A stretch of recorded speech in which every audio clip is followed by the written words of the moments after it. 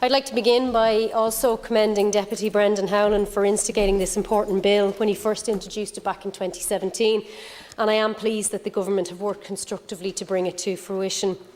It's regrettable, though, that they didn't take the same approach with Deputy Donncha O'Leary's bill with regard to the Online Safety Commissioner. So maybe for a New Year's resolution, the Government could set out to work with the opposition when it comes to private members' bills, but especially with private members' bills that are seeking to address real gaps and deficiencies in our legislation.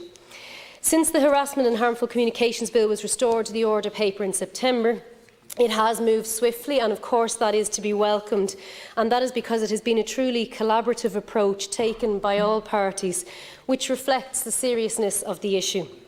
Through cooperation and a genuine desire to make this legislation robust and fit for purpose, I believe that many of the loopholes that were raised at the start of the process have now been addressed.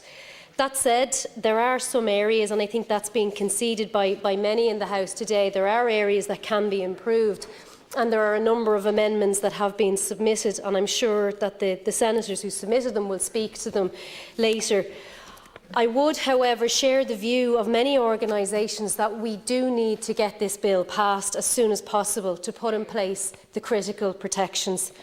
We've seen the devastation that has been caused when the Victims Alliance discovered that thousands of images of women and girls had been shared online. And I'd like to commend the work of Linda Hayden and the Victims Alliance for their Trojan efforts of bringing that situation to light. Up to as many as 140,000 intimate and sexual photos were shared without consent and traded on the internet like kids would trade their trump cards. This is a profound violation of the rights of women and girls, and I can't even imagine the hurt, pain and emotional toll that it would take to be told or to find out that you've been violated in this way. And I think it is long overdue that we as a nation face up to the fact that we do have a problem with consent in Ireland and that we need to start addressing it and addressing it immediately. Third level is too late.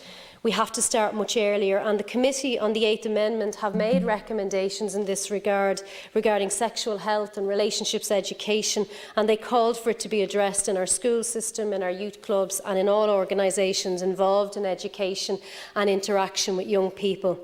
And I think the case for education and consent was never so stark as when you scrolled through the responses to those who had highlighted the online sharing of intimate images, because it was terrifying to see the level of victim blaming, the misogyny that poured out over the internet. Just because consenting adults create and share intimate images does not mean that those images can then be widely shared with random strangers or friends. And I disagree with Senator Crockwell. It is absolutely up to individuals, whether that be in relationships or not, to share images if they so desire. The issue is whether those images are then shared on. And I would also welcome that the bill has been amended to include deep faking, which involves the superimposing of someone's face onto someone else's body and is becoming a more common form of image-based sexual abuse. So I think everybody agrees that this is a good piece of legislation, even with the omissions, and it will provide essential protections that are currently lacking and that are being exploited due to the lack of legislation in Ireland. Getting this bill passed today is critical, because we need it. It will be beneficial to the safety of women and girls. And that said, though, the legislation is only as good as its ability to be enforced. We tend to be good at passing legislation, but not so good at implementing it.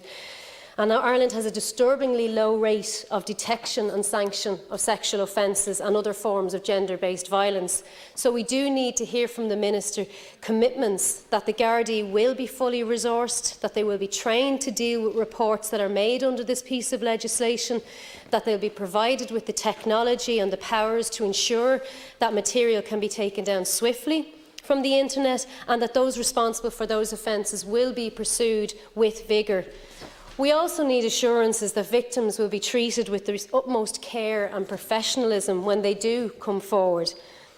But before I finish, I would like to also take a moment to thank Jackie Fox, who has fought tirelessly to get the laws enacted to deal with online bullying.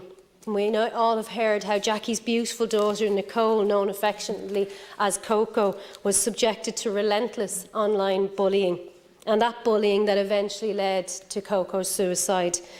And it is only through the campaigning of her devastated mother that this bill is being brought to the Dáil and the Seanad today. And I think it's only right that the bill should be known as Coco's Law, because Coco is a beautiful young woman with her whole life ahead of her, and when she needed the protection of this state, it wasn't there, and that changes today, and that's a good thing.